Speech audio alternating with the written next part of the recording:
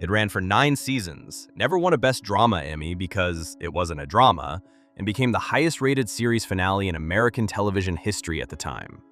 The show about nothing turned out to mean everything to the people who watched it, and far more to the people who made it. Jerry Seinfeld walked away from a billion-dollar deal to end it on his own terms. One cast member's career was destroyed overnight by a single moment on a comedy club stage. And the woman at the center of it all spent years being told she wasn't funny enough, wasn't pretty enough, wasn't right, before winning more Emmy Awards than almost anyone in television history. Seinfeld began in 1989 as a summer filler. It ended in 1998 as a cultural institution. And what happened to its cast in the 37 years since is the part nobody fully told you. Number 1.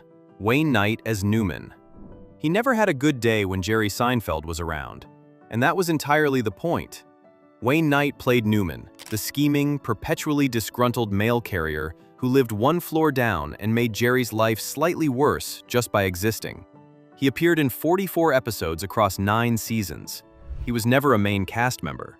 He became one of the most recognized faces on American television anyway.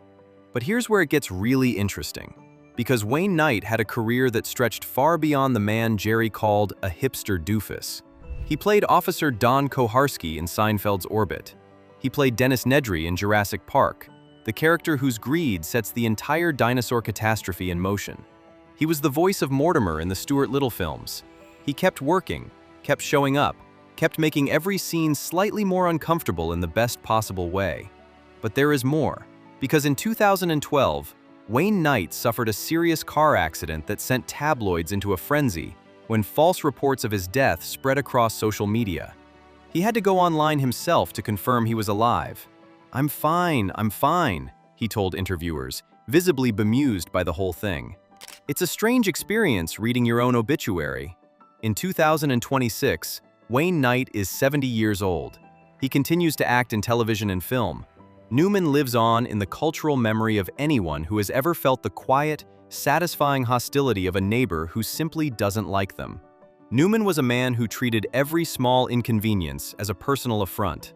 Wayne Knight turned out to be a man who took everything that came his way, including his own fake death, with something approaching grace. Number 2. Estelle Harris as Estelle Costanza. George's mother, the voice that could stop traffic. Nobody yelled like Estelle Costanza. Nobody could. Estelle Harris played George's mother as a woman who had elevated exasperation into an art form. Every line delivered with the specific energy of someone who has been deeply disappointed for 40 consecutive years and has decided to make everyone aware of it. She appeared in 28 episodes. She made every single one of them louder. But you know what's even crazier? Estelle Harris came to Seinfeld already in her 50s, after decades of small television roles that had never quite given her the vehicle she deserved.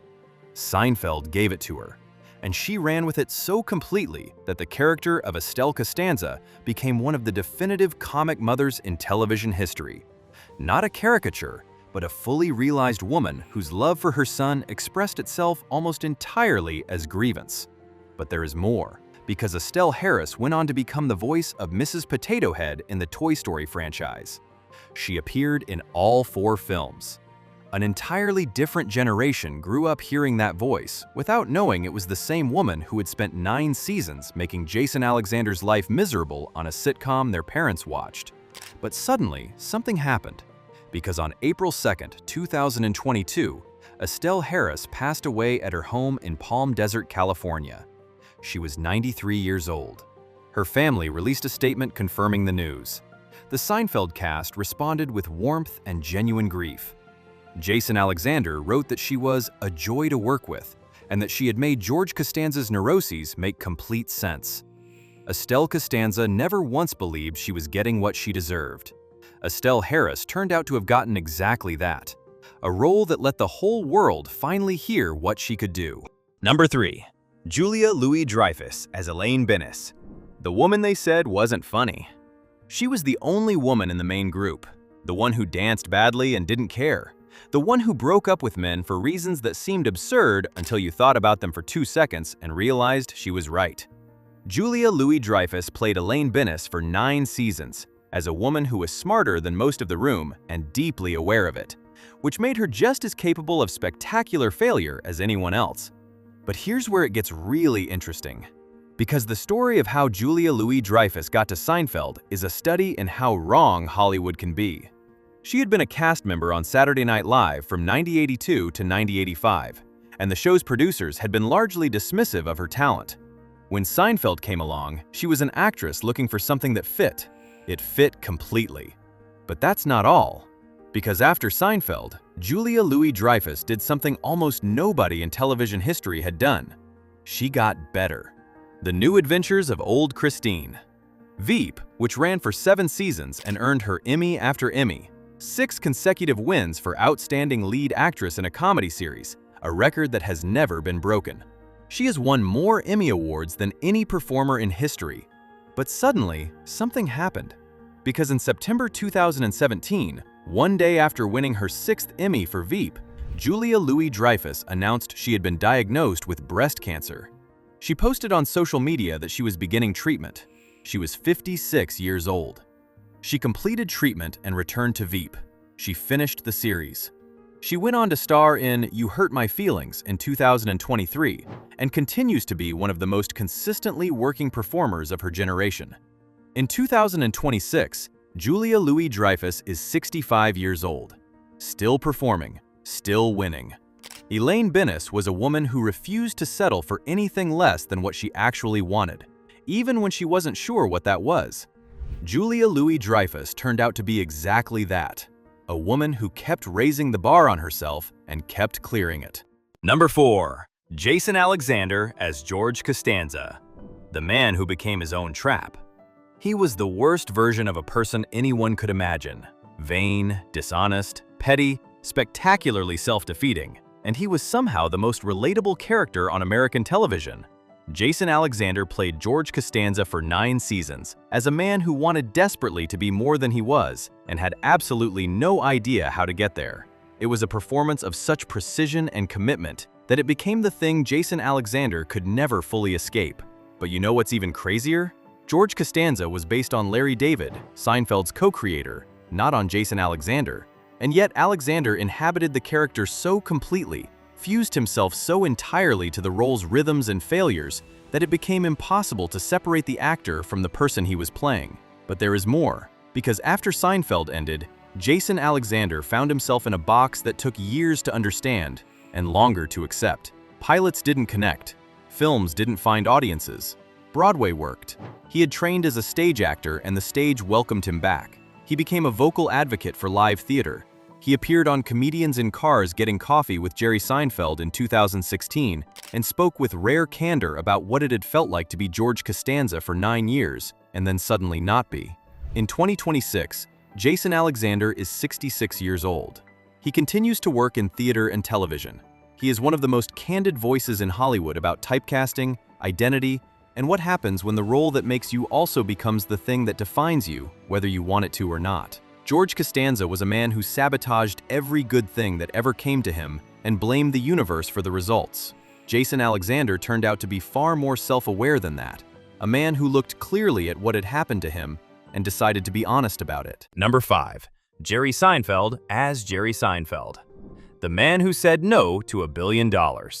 He played himself, or a version of himself, a comedian named Jerry Seinfeld who lived in New York, ate cereal, and observed the small indignities of daily life with the detached precision of a man who found everything slightly baffling. Jerry Seinfeld created the show.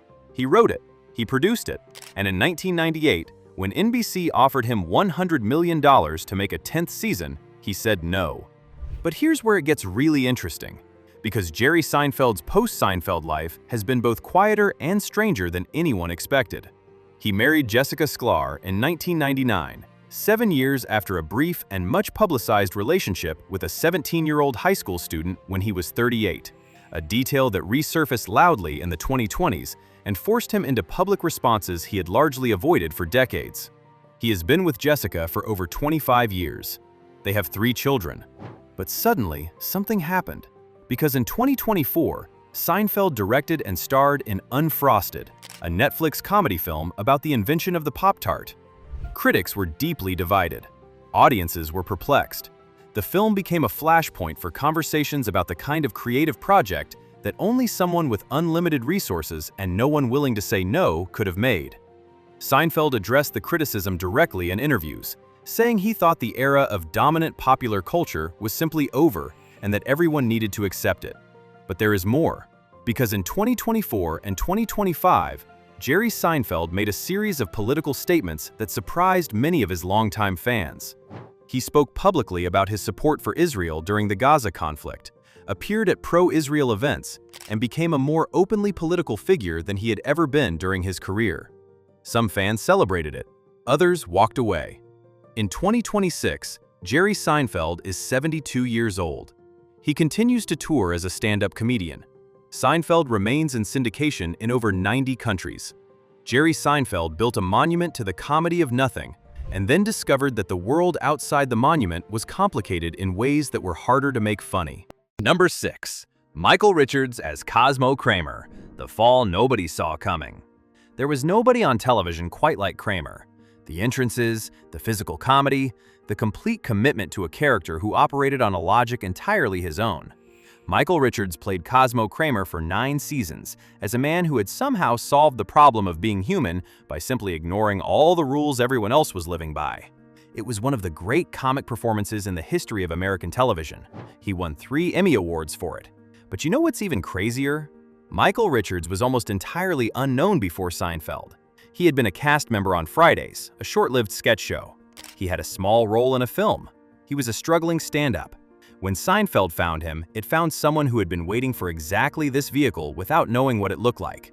But suddenly something happened, because on November 17, 2006, Michael Richards was performing stand-up at the Laugh Factory in Los Angeles when audience members heckled him. What followed was a tirade of racial slurs so sustained and so vicious that the room fell silent. Someone filmed it. It was on the internet within hours. The world watched. The fallout was total.